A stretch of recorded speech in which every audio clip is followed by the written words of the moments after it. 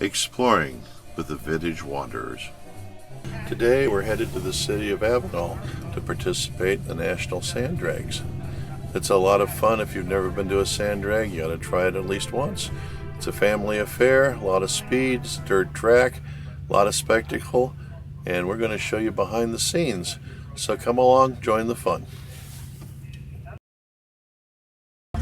As you can see, we've arrived.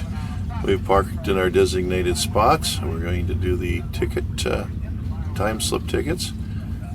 Let me walk around here, give you a quick overview. And people are setting up here. To the left is that white trailer, is the registration. And let me walk through here and I'll show you pit row. People are down here coming in, setting up. It's early Thursday morning. We've got some overcast, some clouds, but hopefully it'll burn off by this afternoon and we'll start the races, have a good race. So here it is. I'm going to go up to the tower, help them set up there, and I'll be back. Well, before the race starts, there's a whole lot of things that have to be done. The signs are being put up here, as you can see. Here's one of the tractors with the special implements set up for grooming the track. Of course, you have to wet the sand in the surrounding area to keep the dust down, so the water trucks are keep busy all through the race. Back at the top of the track, you can see the plexiglass starter being put in the starter's booth here. And as you see here, we're at the rear of the tower, and we're going to go up there and show you the inside. There's a little wiring that has to be put in. And then the starting computers have to be set up, is just what's happening there. And of course, a little last minute programming that you have to put in, typical computers. Of course, the downlink has to be aligned. And the last thing is very important, is to put the sponsor sign up on the front of the tower. Now meanwhile, Chris is down at the bottom of the track setting up the time slips, and Pam is sitting there setting up registration. The vendors are starting to arrive, and we have an official t-shirt. T-shirt man's busy making the product here and getting ready to go. And then the food booths are arriving. There's some really nice victuals here.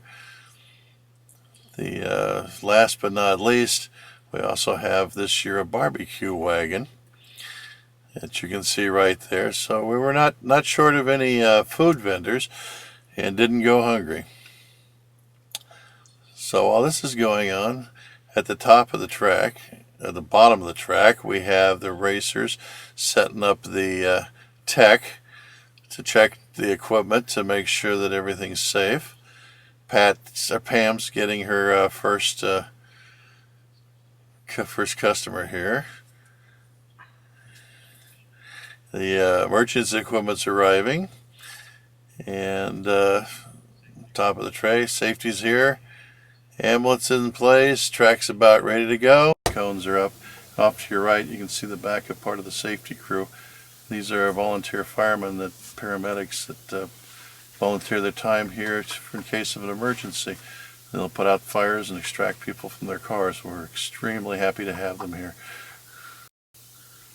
Well, while we're waiting for the racers to get lined up, I'm going to give you a little background on bracket racing, what it is, and if you already know, you can skip over this section. If you're new to drag racing here, hopefully it's informative. Well, when one thinks of drag racing, they envision two cars racing head to head, with the first one to the finish line as winning. However, bracket racing is a bit different. The method of racing allows dissimilar vehicles to race equally. It's based on the elapsed time that it takes to go down the track.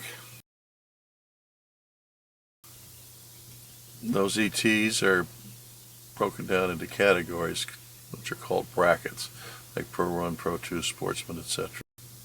Each of these categories contains a wide range of elapsed times. You're handicapped based on the time that you predict you will run. This is called your dial-in. Test and tune runs are done first so the racers can determine their dial-in. The person who runs closest to their dial-in without going faster wins the race. If you go faster in your dial-in, you break out and automatically lose the race. For example, if your car runs a constant 15.1 and the car you are racing dials in at 14.2, you would get a 0.9 second head start. If both cars got to the finish line exactly in their dial-in, the race would be a tie. In practice, this doesn't happen due to the differences in the vehicles and reaction times. The staging lights also measure how long it takes you to leave your stage position. This is called your reaction time. In bracket racing, it's very important. You must be consistent in your launch, that's your reaction time, and your car must be consistent in the 8th mile, that's your dial-in time. Your reaction time is usually expressed as a number indicating how long you leave after the last amber light comes on. A perfect reaction time would be 0.0, which is exactly when the green light comes on. If you get under that, say a minus 0.2, you get a red light and lose the race. If you take longer, it will take you longer to get to the finish line, which can also lose a race. Now, the key to winning the race is a low reaction time and a consistent car performance. Every millisecond difference from a dial-in and a perfect reaction time hurts. If a racer runs faster than their dial-in, they automatically lose. This often happens when the day gets cooler. Occasionally one might see a racer slow down just as they're approaching the finish line, so they don't go over their dial-in. This is referred to as sandbagging. It's a way to kind of guarantee a win by outperforming the slower opponent at first and then hitting the brakes near the finish line just in time to barely beat the opponent. While this works in theory, most sandbaggers end up beating their dial time, thus losing the race. To win, a racer must eliminate variables between runs, keep their car in the same configuration, stage the same way, shift at the same points, and do everything else as consistently as possible to win a bracket race, keeping in mind that the constantly changing weather and track conditions are working against them.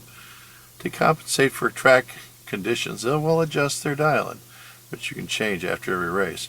The beauty of bracket racing is that slower cars are often more consistent, so you don't really need a lot of horsepower for bracket racing, just a lot of skill, and if you're up to the challenge, you can easily run what you brung, work your way up.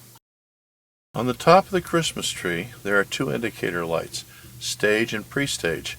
These lights are tied to 2 light beams that go across the track, one immediately after the other. When the racer's wheels breaks the first beam, the car is pre-staged. This lets the driver know that they're getting close to the starting line.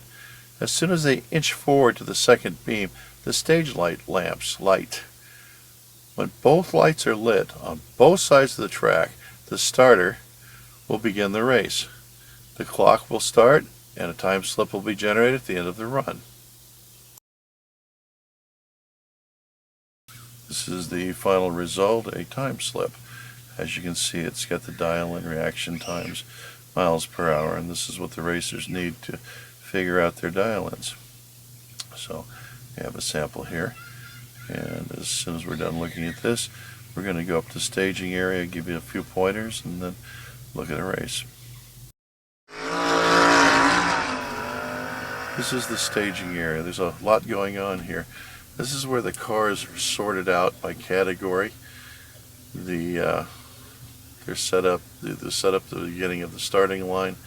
You notice the starter's there holding him, and he's checking down track to make sure it's cleared. He's also getting his clue from the tower. You can see the 2 safety officers taking off, going down track, getting ready for the next race to come through. Pretty soon here, the starter will signal the racers to the starting line where they will stage, and then we will have a race here.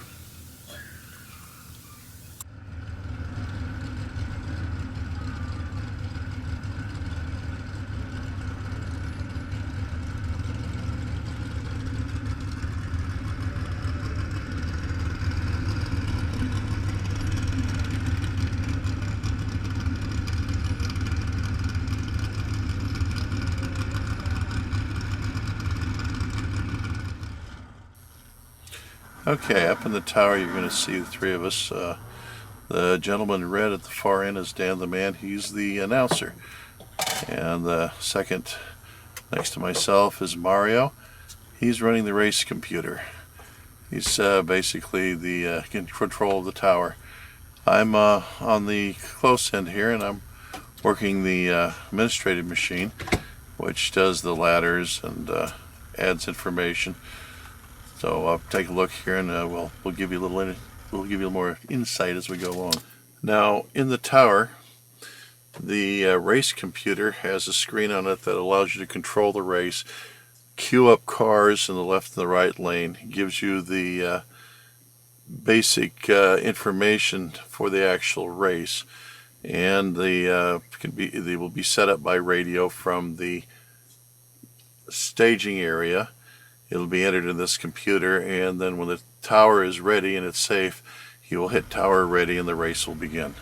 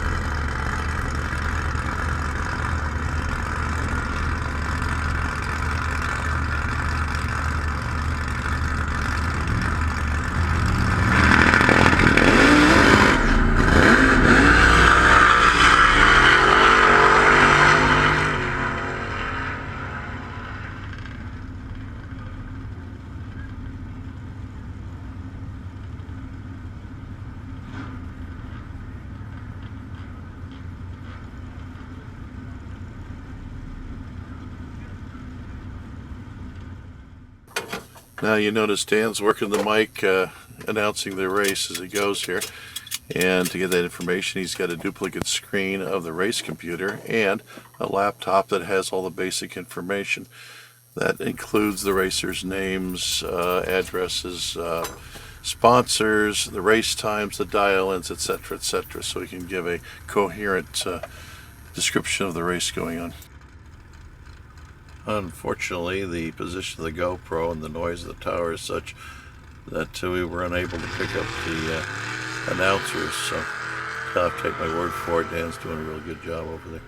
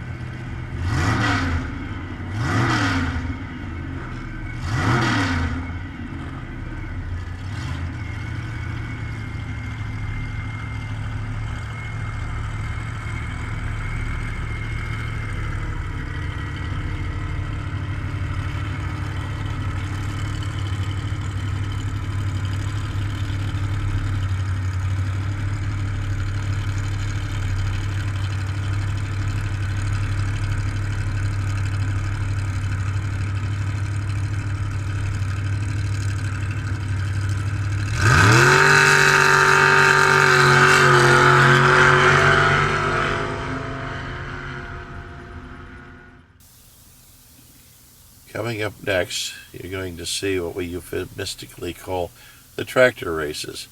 Actually, it's kind of a well-coordinated ballet between the tractors. If you'll notice, there's a couple of scrapers coming out. They fill in the holes that are left by the racers at the starting line. Meanwhile, way down at the far end of the track is the big John Deeres with the track grooming implements. Now, to make sure everything's consistent here, the back holes will fill in the holes, and when they get done, they'll back up and switch sides so that one tractor will do the left, then the right, then the left, then the right. That way everything's consistent. The large tractors make the run down the track once, switch sides, and after about 4 cars, they'll make a run back up the track. They'll stay at the top of the track for about 4 cars, switch, and come back down. And that way everything is groomed consistently, so everything, the track right and left, will be as close to the same as possible. So let's watch this for a second, and we'll go from here.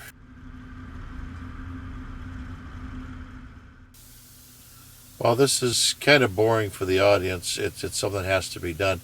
It's really good for the tower because it gives you a break here. The announcer can do announcements bringing up anything like lost kids. Do our thank yous to our sponsors, and like I said, gives a break. It's pretty intense up there at the tower at times, so it does give us a break here, and like I say, it's necessary for the track to keep things consistent, and it really doesn't take that long. We've got this down to a real art.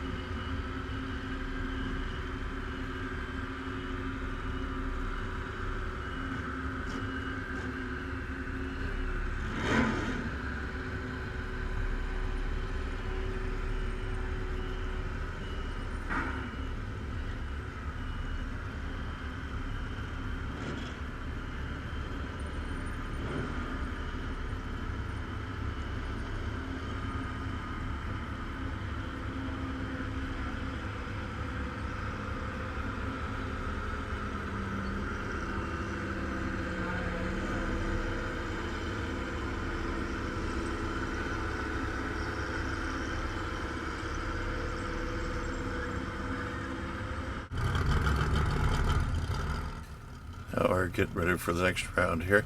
You notice we have a 4th person up here in the tower taking photos. That's Tom Bray from the National Sand Drag News, and he's doing photos and a live Facebook feed. And I'll put his website down at the bottom here. So if you want to take a look or get further information on the race, you can.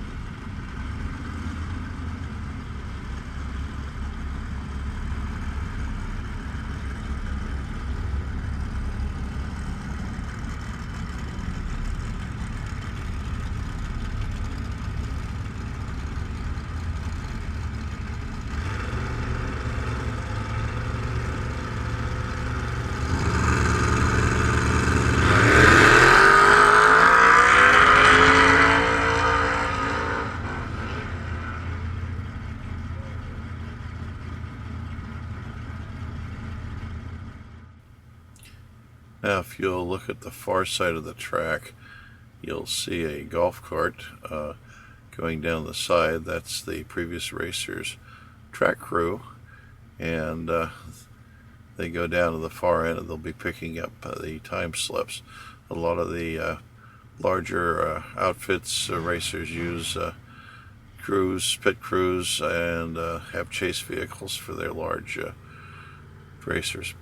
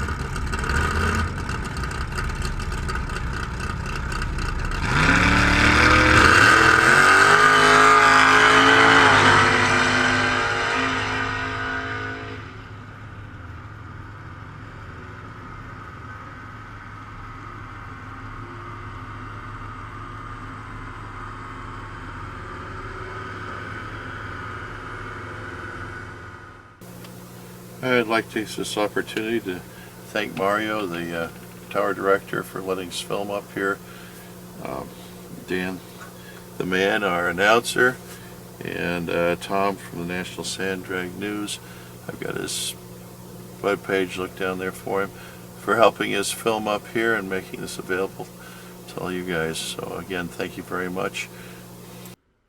For further information on the Avenal Sand Drags, you can go to ASDI's website, which is avenalsanddrags.com. I'll put on the bottom of the screen here for you.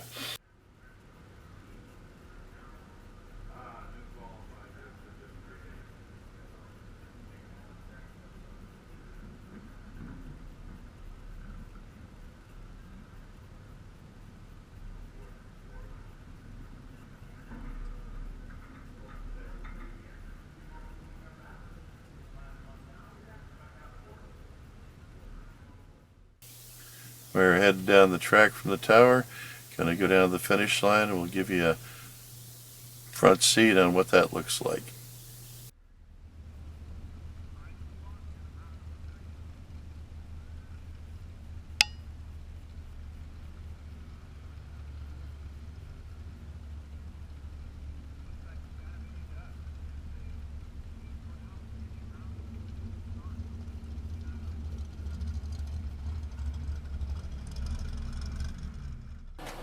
As soon as they pull off the track here, they're going to stop at the time slip area, and Chris will handle their times so they can find out how fast they went, set up for the next run.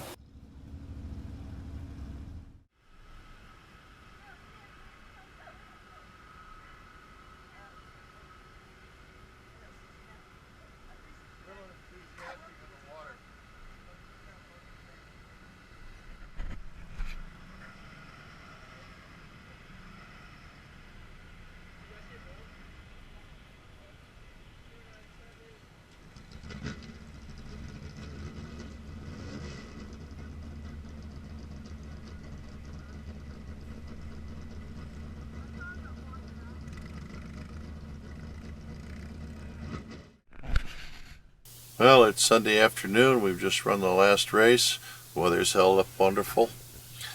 A winning team's here to pick up their time slip, so I'll give that to them and start tearing down here.